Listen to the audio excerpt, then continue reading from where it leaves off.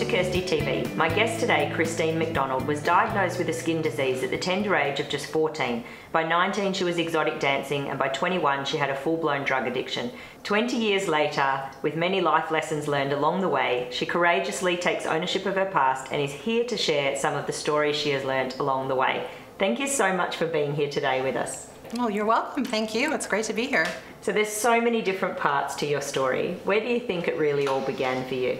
I would say at age 13 is when 13 is sort of my magic number. I had some significant life-changing moments at 13 when I was in high school off at camp and was sexually abused by one of my schoolmates. How do you think that affected you?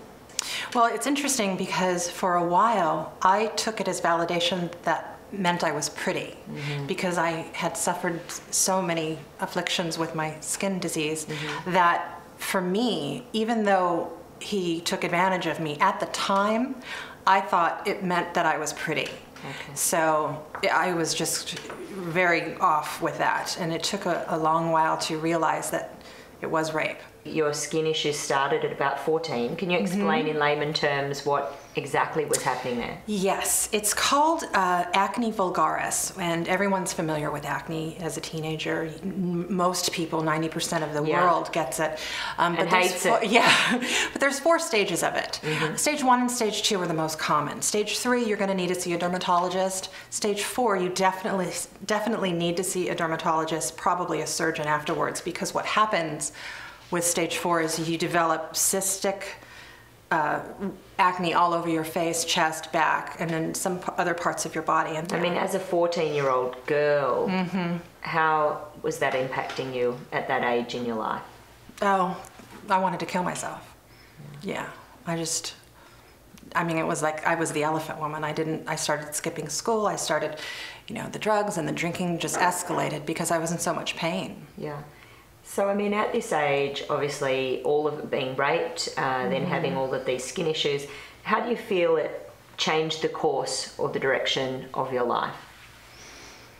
The drugs had a lot to do with it, and my view on men in general, thinking that that's what they wanted, and that's what I was going to give them. So, when I was 19, I graduated high school, 17, 18, and as soon as I left high school, I was on my own and living in Waikiki, and was, showing off my body in a bikini, and was approached to do a wet t-shirt contest, amateur night, and I thought, oh, perfect. I can't believe somebody's approaching me. That must mean I'm pretty. So that night turned into a 9-year career of stripping. So, because for the first time I felt pretty on stage, people were giving me money for how I looked. When did it start to turn into something that you weren't happy to be doing? From the late 80s, segueing into the 90s is when it started to take a little bit of a toll. A lot of it had to do with the drugs, a lot of cocaine, ecstasy for 5 years straight, almost every night. When you're in the bubble of being a stripper, you kind of feel like a little bit of a rock star, especially in Waikiki because it's such a small place. You had a lot of destructive relationships as well. I remember reading in one of your excerpts from the book that he would make you walk behind him. Oh, Robert, the drug dealer. Yes. So he didn't want to be seen with you. He told me. What part of you allowed that to be okay, allowed you to be treated like that? Because that was all that I knew. With the verbal abuse and the bullying in high school, I met Robert when I was 17. He was 27, a bouncer at a club. It was a one-night stand, and he saw a meal ticket because I had just gotten my own apartment, and he was dealing drugs and needed a place to crash. So he moved in, and of course, in my mind, we're living together. He's my boyfriend. That wasn't the case. In reading your story, it struck me that you pretty much lost your whole 20s in either stripping or drugging. What do you feel you missed out on? College experience. I think about that. I've just thought about that most recently because my niece just graduated college. And it's kind of an irony because statistically a lot of the women who strip, they do it to fund their college. Yes, that's the big rumor. Yeah. What's the truth about that for most of the girls? How does it impact them? It's a dirty secret.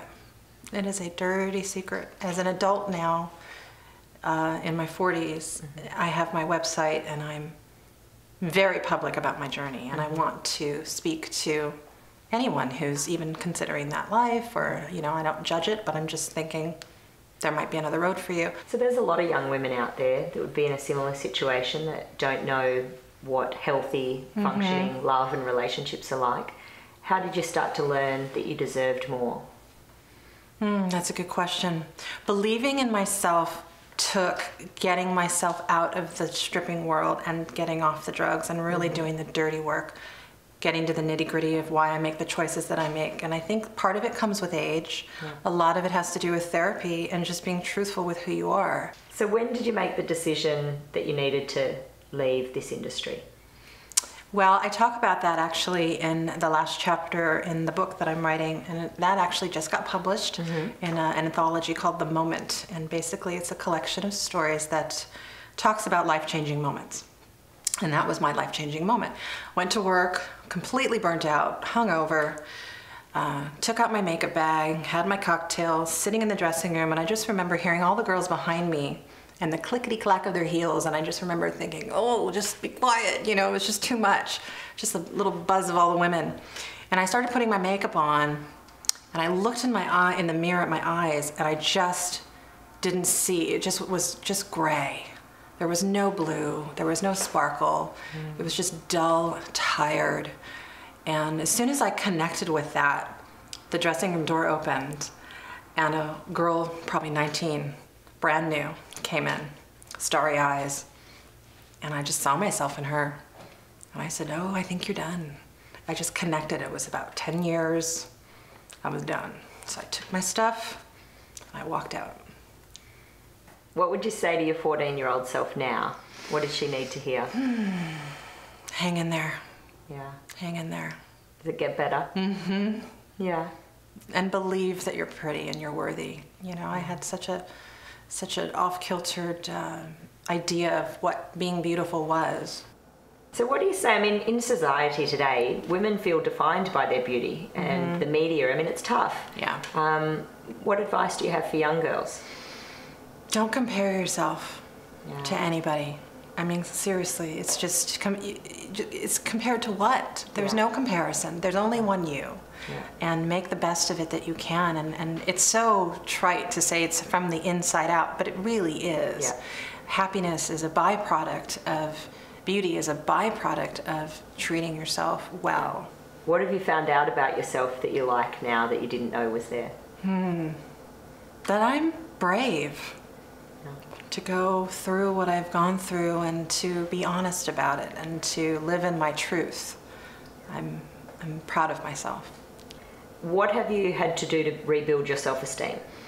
I'm still rebuilding. I love how honest you are about the journey. Such a work in progress. I should have orange cones for earrings.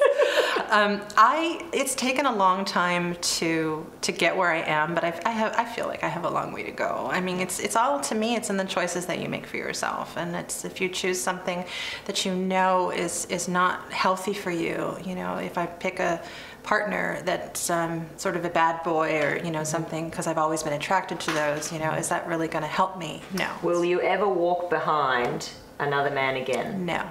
Never? Never. Yeah. Well, I know that if you're going through self-esteem issues, that Christine's story would have really helped. I hope that you understand that it's inner beauty that lasts a lifetime, and really think about what you need to do to build your self-esteem and move forward. We look forward to seeing you next week on KirstyTV.